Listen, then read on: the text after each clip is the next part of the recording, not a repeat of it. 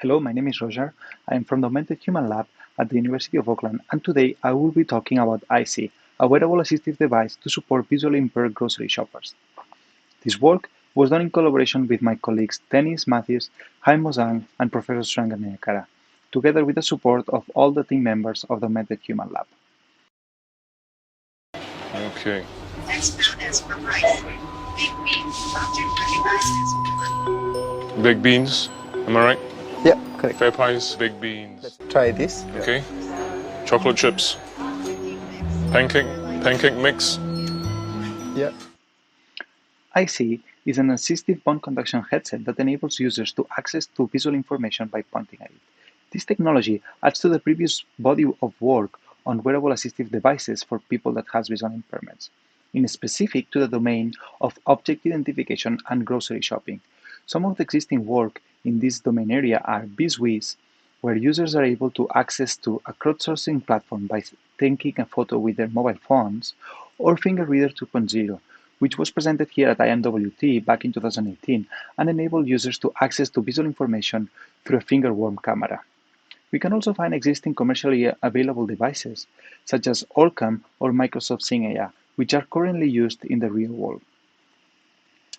In this work, we follow a human-centered iterative design process and tailor an apparatus to the needs of our target group. We provide an understanding of the user needs via user journeys and interviews, together with the detailed insights on our technical design decisions from our iterative design process. Finally, we provide the results of an empirical evaluation and identify which users could benefit the most from our apparatus.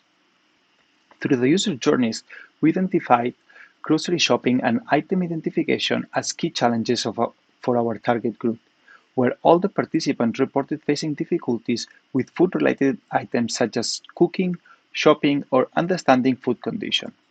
The interviews pinpoint the head as the preferred location to place wearable assistive technology. Users reported wearing headphones daily. In specific, 4 participants reported using bone-conduction headphones. These headphones do not block the ear canal, and interestingly, users already identify them as assistive technology. They use these together with their phones for navigation purposes, playing music, calls, etc. Following the user preferences and insights, we tailored a headset device for the user's needs. Multiple iterations were conducted to develop and tune the device. For this presentation, I will focus on describing the final iteration. On the paper, you can find further details on the other iterations.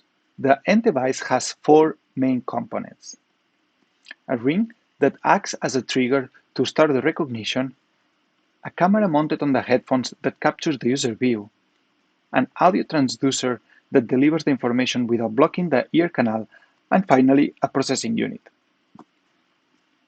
For the trigger, we designed a custom-made flexible PCB with the shape of a ring. This connects to the headset through Bluetooth Low Energy and has a physical push button. The ring is powered by a small curved battery and lasts for multiple days. The processing unit integrates a system-on-board module that runs Android OS together with a 13 megapixels camera. On board, we perform pre-processing and conditioning of the image, as well as run a text-to-speech engine. The deep learning algorithm are run on the cloud. Here is a diagram of how the different parts are integrated into the headset at a more conceptual level. From a functional point of view, when the user triggers the ring, a command is sent to the headset. This one wakes up, captures an image, and sends it to the cloud. In the cloud, we use a single-shot detection model to locate the finger and crop the region of interest.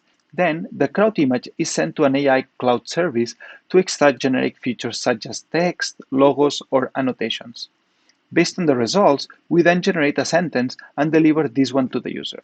We evaluated the apparatus in a controlled environment as well as conducted pilot experiments in the wild. This short clip was extracted from the control experiment, where users were given a product and asked to provide certain information. Following the visual categorization provided by the World Health Organization, participants belonging to the Category 4 and Category 3, which are those who have a severe visual impairment but still have a certain eyesight, are the ones that could benefit the most from our apparatus. These are likely to identify where the information is, however, they require the device to access to it. These results were reflected on the performance of the apparatus as well as its usability. As future work, we are looking forward to further iterate the device by incorporating the feedback provided by the users and design a more ergonomic apparatus with the goal of a wear and forget user experience. We also would like to conduct a more extensive user study with participants in category 3 and 4. Finally, we would like to compare our device with the state-of-the-art technology. For more details, please check our paper.